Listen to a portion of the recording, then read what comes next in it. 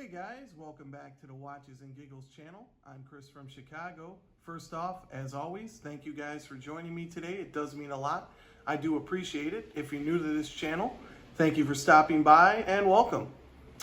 Okay, in today's video, we're going to be doing an unboxing. I purchased a new watch and I'm very excited. As you can see, it is a Tudor, and we'll get into why I chose this watch in a moment. But before we do, we'll see what I'm wearing. And today I have on, not a Timex Q, don't worry. It is a beautiful Rolex Sea Dweller 50th anniversary. Yeah. Okay. All right, gentlemen. As you can see here, we have a nice Tudor box. Outside box, Tudor does a very nice presentation. This is a full kit that I purchased, full set. Which really, that's how I try to purchase all my watches and recommend you guys do the same thing. Even has the Tudor paper, not as nice as Rolex, but still pretty nice. Then we have the inner box, a little dirty, sorry guys. I cleaned the top, not the bottom. But it is a beautiful shine to it, and I'm not sure exactly what this is, but very nice material that the box is made of. Nice Tudor shield there. All right, moment of truth, gentlemen. And there we are. I've turned this around so you don't get a glimpse of the serial number. But it is the Tudor Black Bay Heritage ETA version, 79220 reference number. We'll get it out of the box here. You know, I'm not going to go through everything that it comes with. It's a full set, so I got the tag, the strap, and then the manual and the warranty card. So there you go. I know no one really wants to see that anyway, because when I watch a video, I always fast forward through that part. So here we are. And in today's video, it's just this unboxing, and I'm going to tell you, I'm going to tell everyone why I decided to purchase this watch particularly, and not the Tudor GMT, because I actually had purchased or put a deposit down for the GMT at my authorized dealer, paid for it in full and was waiting for it, and then decided I basically did a 180 and went the total opposite route and purchased this guy, and we'll get into why. Let's get it off the pillow here. All right, so a few particular reasons why I decided to purchase this watch. One is right in front of you right now, and there's no date.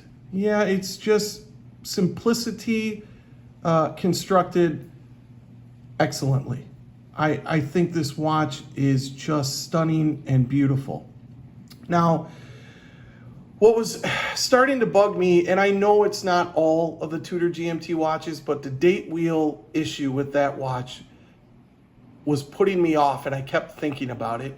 And I've had a few of you in the comments that own the watch tell me that you've had the date wheel issue, and one of the gentlemen, one of the guys that is a subscriber, told me he had the problem, got the watch back, and it was all scratched up.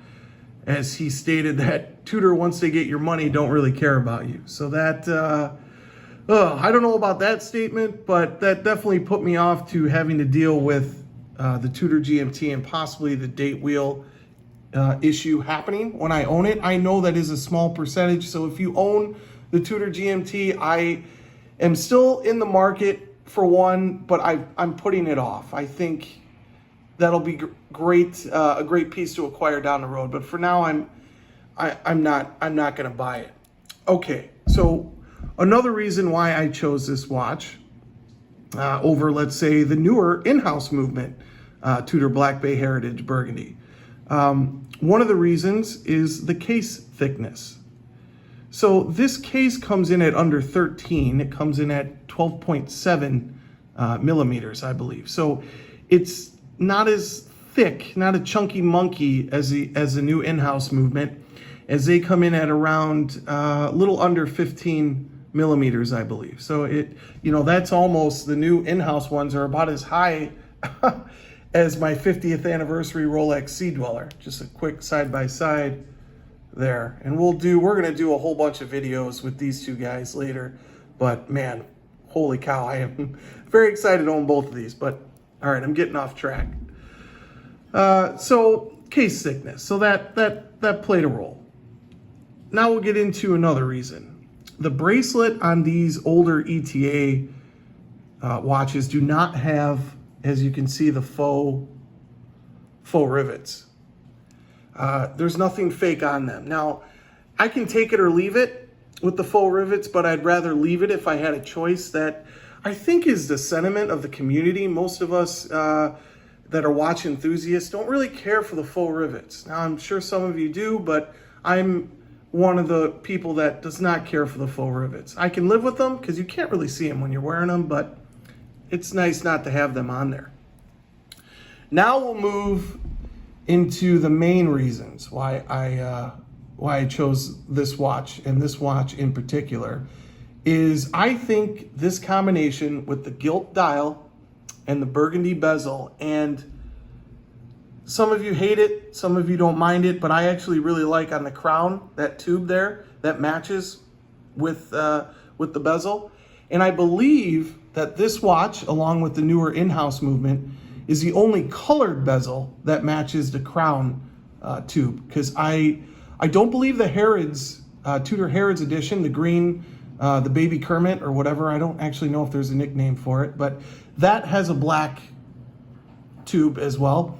And the older blue version of this has a black tube as well. It doesn't match the bezel. So this one, along with the newer in-house as well, they match the bezel with the tube, which I think it's actually quite a nice touch.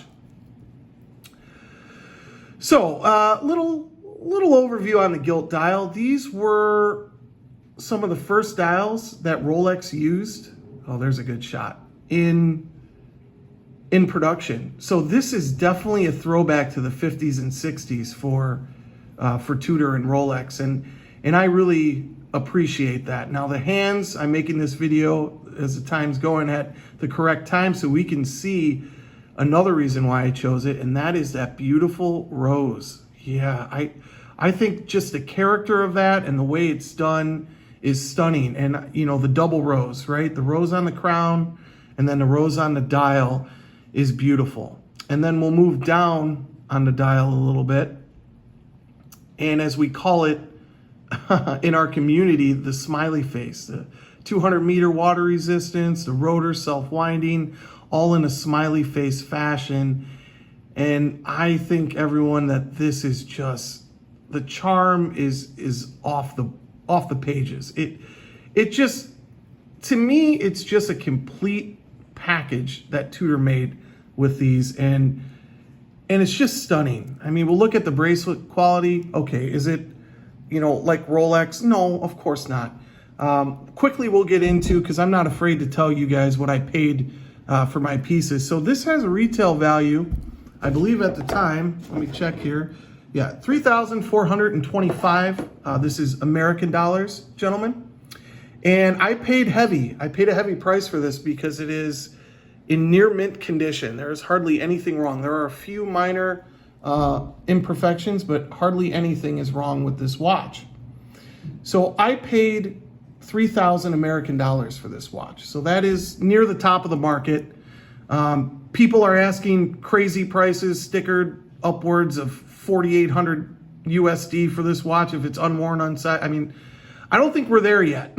So don't pay that price for this watch. But I even think I overpaid a little bit, because a year and a half ago, to maybe even a year ago, these could be had for around 2,500 in pretty close to this condition. So in a short year, these have gone up about $500, and they're getting harder and harder to find in excellent condition for a decent price. So that brings me to my next point, why I purchased this watch. And this is a touchy subject for some, but collectability and value retention. Yeah, that did play a factor or a role into me purchasing this watch.